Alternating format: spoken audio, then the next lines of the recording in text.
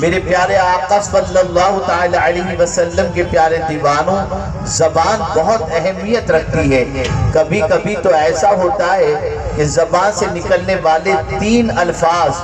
2 بچھڑوں کو ایک بنا دیتے ہیں، اور کبھی ایسا ہوتا ہے کہ زبان سے نکلنے والے 3 الفاظ زندگی کے رشتے کو ختم کرتے نظر آتے ہیں۔ آپ دیکھیں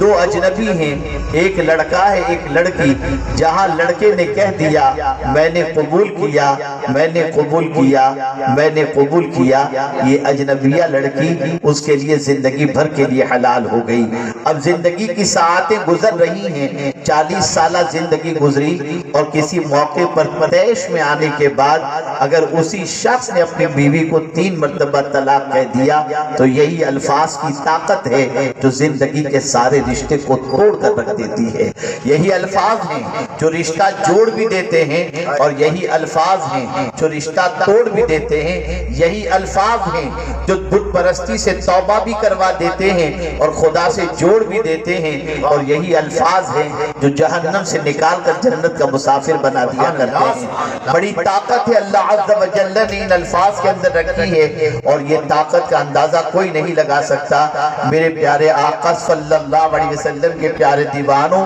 بے شمار مسرتوں میں بیٹھے ہوئے انسان کے سامنے اگر کسی کے موت کی خبر پہنچا دی جائے تو موت کی خبر سننے کے بعد ہی اس کی ساری خوشیاں کافور ہو جاتی ہیں۔ عیش قدے میں بیٹھا ہوا انسان،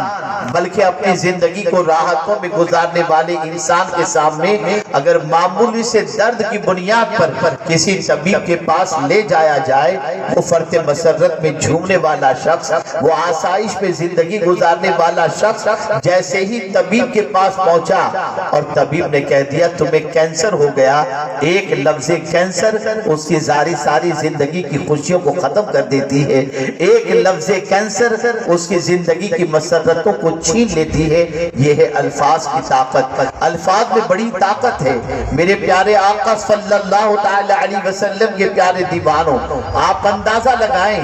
ایک انسان اپنی زبان سے کسی کے لیے تعریفی کلمات کہے تو اسے گلہار پیش کیا جاتا ہے، اور یہی انسان اگر کسی کو گالی گلوچ کہے تو جوتوں سے اس کا استقبال کیا جاتا ہے۔ یہ ہے الفاظ۔ میرے پیارے آقا صلی اللہ علیہ وسلم کے پیارے دیوانوں، ہمارا دین صرف سجدے کا سلیقہ نہیں سکھاتا، ہمارا دین صرف روزے کا سلیقہ نہیں سکھاتا، ہمارا دین کس سے کیسے بات کرنی چاہیے یہ سلیقہ بھی سکھاتا ہے۔ ہم ہی تو تھے کہ دنیا کو جب ادب سیکھنا تھا، جب دنیا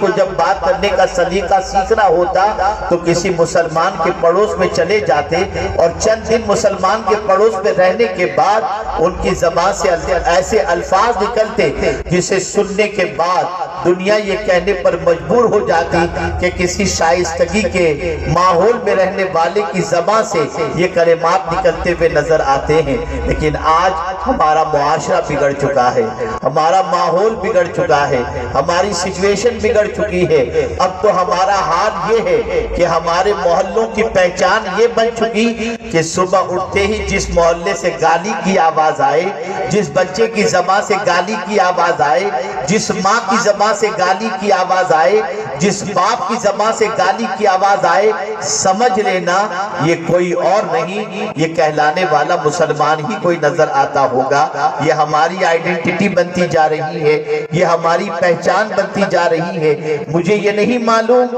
کہ ہم نے یہ کہاں سے سیکھا، مجھے یہ نہیں معلوم یہ برائی ہمارے اندر کہاں سے آئی، لیکن اتنا ضرور کہوں گا کہ جب سے ہم نے اپنی زندگی گزارنے کے اصول سینما کے ایکٹروں سے، فلم کے ایکٹروں سے ہم نے سیکھنا شروع کیا، ہماری زندگی میں بگاڑ پیدا ہو گیا۔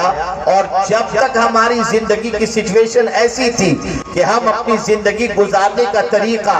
نبی سے سیکھتے، مولا علی سے سیکھتے، صدیق اکبر سے سیکھتے، عثمان غنی اور فاروق اعظم سے سیکھتے، امام حسن و حسین سے سیکھتے، تو ہماری زندگی کی روش ایک عجیب تھی، ایسی انقلابی تھی کہ ہم جہاں سے گزرتے تھے دنیا کے دلوں کے اندر ہماری محبت کا چراغ روشن ہو جایا کرتا تھا۔